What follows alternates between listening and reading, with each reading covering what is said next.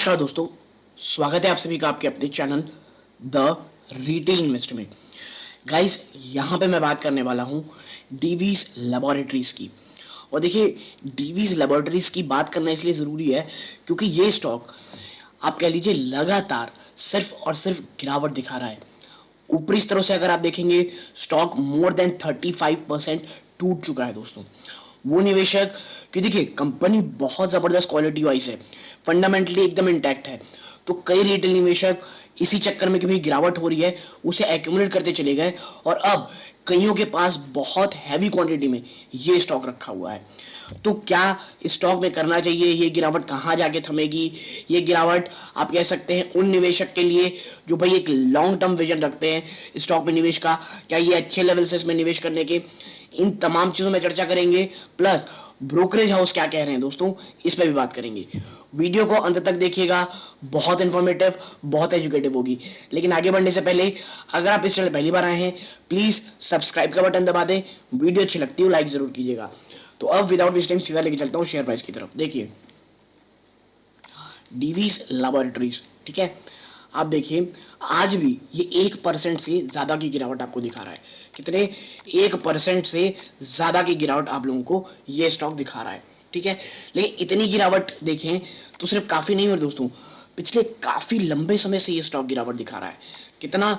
मैं पिछले आपको 1 साल का दिखाऊं तो ऊपरी स्तरों से यदि आप देखेंगे तो एक समय में ये स्टॉक देखें तो 35.80% टूट चुका था दोस्तों। वहां से वापस से उठने की कोशिश किया, लेकिन आप देखें तो ये देखिए, तो वापस से अगर आप गिरावट देखेंगे तो फिर गिरावट शुरू हो चुकी है, ठीक है।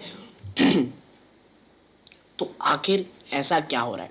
देखिए, ऐसे बहुत सारे रीजन है। पहला, कुछ ही समय पहले की बात है, आपको याद होगा कि डीवीज लेबोरेटरी, आपको याद है तेलंगाना जो है दोस्तों, तेलंगाना, वहां की कोर्ट ने, हाई कोर्ट ने, कह लीजिए एक बहुत पुराना, लगभग 10-11 साल पुराना मामला है, उसमें एक कह लीजिए आदेश दिया कि भाई चेक किया जाए कि इन्होंने जो अपने प्लांट है वहां पे जो कह लीजिए जो भी रूल्स रेगुलेशन फॉलो किए कि नहीं किए, इन तमाम चीजों के ऊपर एक्शन लेने कहा गया, यानी उसकी फिर से जांच करनी कही गई।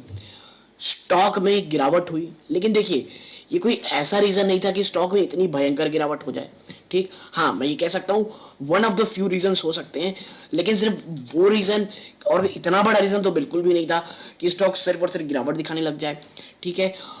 देखिए, और सेकेंड चीज क्या है, देखिए आपको पता होगा जो डीवीज लेबोरेटरीज दोस्तों, ये आपको पता ना हो, ये एफएनओ का स्टॉक है दोस्तों, ठीक है। एफएनओ का स्टॉक है, एफएनओ का स्टॉक है दोस्तों। और ये स्टॉक में जब भी अब अगर आप देखेंगे कि कोई टेक्निकली वीकनेस आती है, भर भर के शॉर्ट किया जाता है स्टॉक को। और यही कारण है कि एक क्वालिटी, एक fundamentally strong stock Divi's laboratory जैसा स्टॉक इस तक को नहीं बख्शा गया। इसमें वीकनेस देखी गई तो इसमें सिर्फ और सिर्फ आप देखेंगे तो एक बड़ी मात्रा में आपको गिरावट देखने को मिल रही है। और आप देखेंगे तो जी हाँ, 1 साल में तो स्टॉक ने, ये देखिए, सिर्फ और सिर्फ आप कह सकते हैं गिरावट ही दिखाई है, ठीक है।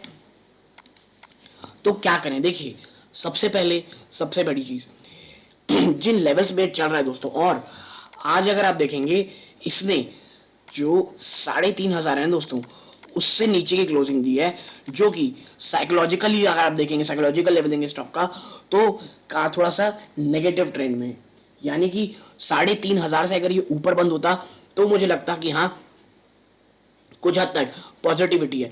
लेकिन देखिए, कोई बहुत बड़ी गिरावट नहीं किया 3,500 से नीचे, इसीलिए कल का दिन इस स्टॉक के लिए बहुत इंपॉर्टेंट है। यदि ये वापस से बाउंस बैक कर जाता है देन इट्स ओके, लेकिन यदि आप देखेंगे स्टॉक में गिरावट जारी रहती है 3,500 से नीचे भी, तो आने वाला टाइम स्टॉक के लिए थोड़ा सा आप कह सकते हैं मुश्किल भरे हो सकते हैं दोस्तों, ठीक है। यह बात हुई डीवीज लेबोरेटरीज की। और भाई उनका क्या कहना है, बड़े ब्रोकरेज हाउस का, ब्रोकरेज हाउस क्या मानते हैं इन स्टॉक को लेकर के? तो देखिए, बड़े अगर आप जाएंगे कि भाई साहब ब्रोकरेज हाउस क्या कहते हैं ये देखने के लिए, तो आप देखिए, मैं आपको लेके चलता हूं सीधा वहीं की तरफ जो ये कह रहे हैं। क्या हमें इसमें निवेश करना चाहिए? Should we invest in this Divi's laboratory stock? तो देखिए, the research analyst of the brokering firm Sher Khan have said in a note that DV's Q1 of 2023 result were a mixed bag and reflected the higher operating cost while lower tax rate resulted in double digit PAT growth. ठीक है। अब देखिए ये mix bag रहा है, ठीक है। Operating cost तो बहुत हाई रहे, लेकिन वाइल लोअर टैक्स, जो टैक्स है काफी लो रहे, जिसके कारण प्रॉफिट आफ्टर टैक्स में डबल डिजिट आपको ग्रोथ देखने को मिल रही है, ठीक है। आगे the revenue grew strongly in double digits backed by benefit from expanded capacities, ठीक है। रेवेन्यू काफी मजबूत तरीके से बढ़े दोस्तों, और देखिए डबल डिजिट बैक्ड रहे हैं, बेनिफिट इन्हें मिला है फ्रॉम एक्सपेंडेड कैपेसिटी, जिन्होंने इन्होंने जो अपनी कैपेसिटी, जो अपनी मैन्युफैक्चरिंग कैपेसिटी है उसे इतना मजबूत किया, उसे बढ़ाया, उसका फायदा कंपनी को साफ होते दिखाई दे रहा है। Now the PAT due to lower tax rate to grew in double digit, the result missed estimate. देखिए इतनी सब अच्छी होने के बावजूद जो बाजार की एस्टिमेशन थी उसे स्टॉक पूरा नहीं कर पाया। The management commentary pointed eight healthy demand well supported by capacity expansion plan which would drive top line growth for the company. However, the management expect elevated cost pressure to sustain going ahead as overall cost including raw material, freight cost and power cost are higher levels. देखिए company की जो commentary आई उसमें भी उन्होंने ये तो कहा है कि हाँ भाई ये एक अच्छा है, ये जो आप कहते हैं जो ग्रोथ आने वाले टाइम समय में वो काफी अच्छी होने वाली, क्यों, डिमांड अच्छी है, जो इन्होंने कैपेसिटी डेवलप की है वो काफी अच्छी है।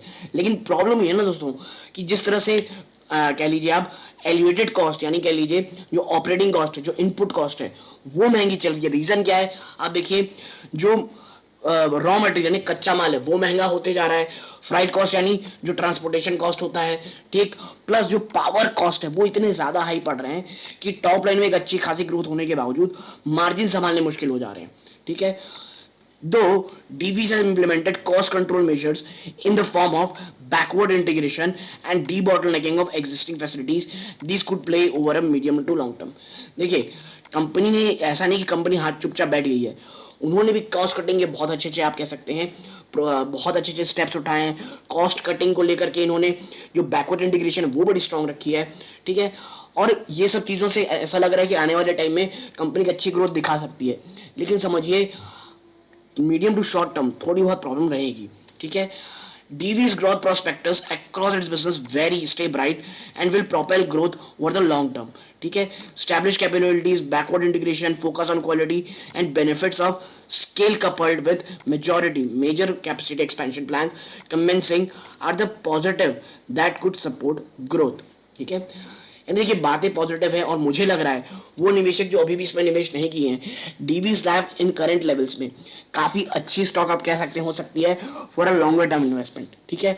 लेकिन मैं फिर वही कहूंगा 3000 से नीचे आज क्लोजिंग दी है, कल अगर ये बाउंस कर जाता है स्टॉक तो मुझे लगता है थोड़ी बहुत शॉर्ट टू मीडियम टर्म आपको थोड़ी तेजी ही देखने को मिलेगी। लेकिन यदि गिरावट होती है 3500 से नीचे, ये कल भी सस्टेन करता है वो भी अच्छे वॉल्यूम्स के साथ, मुझे लगता है कुछ गिरावट अभी और स्टॉक में होने वाली है। तो यदि देखिए इन स्तरों पे भी आप लॉन्ग टर्म के लिए निवेश बिल्कुल कर सकते हैं विदाउट एनी हेजिटेशन। लेकिन बस एक चीज याद रखिएगा कि स्टॉक फंडामेंटली बहुत स्ट्रांग है, नई इन्वेस्टमेंट इन स्तरों पे भी की जाती है, और ऐसे स्टॉक में दोस्तों कुछ 8-10% की अगर गिरावट होती भी आपके बाइंग प्राइस से, और अगर ये आप एक लॉन्ग टर्म निवेशक हैं तो आपको बिल्कुल भी घबराना नहीं चाहिए दोस्तों। तो डीवीज लैक फंडामेंटली स्ट्रांग है, कैपेक्स उन्होंने बहुत अच्छा रखा है, बैकवर्ड इंटीग्रेशन बहुत अच्छी की हुई है कंपनी, ग्रोथ को लेकर के ब्रोकरेज हाउस में कहीं प्रॉब्लम नहीं है। प्रॉब्लम है बस थोड़ी टेक्निकलिटी रूप में थोड़ा कमजोर है, जो थोड़ी बहुत और गिरावट दिखा सकता है। तो यदि आपको मेरी एनालिसिस पसंद आई हो प्लीज वीडियो को लाइक कीजिए, चैनल पहली बार आए सब्सक्राइब जरूर कीजिएगा। यहां तक जुड़े रहे इस बात का बहुत बहुत धन्यवाद। ये इस वीडियो का अंत है। जय हिंद दोस्तों।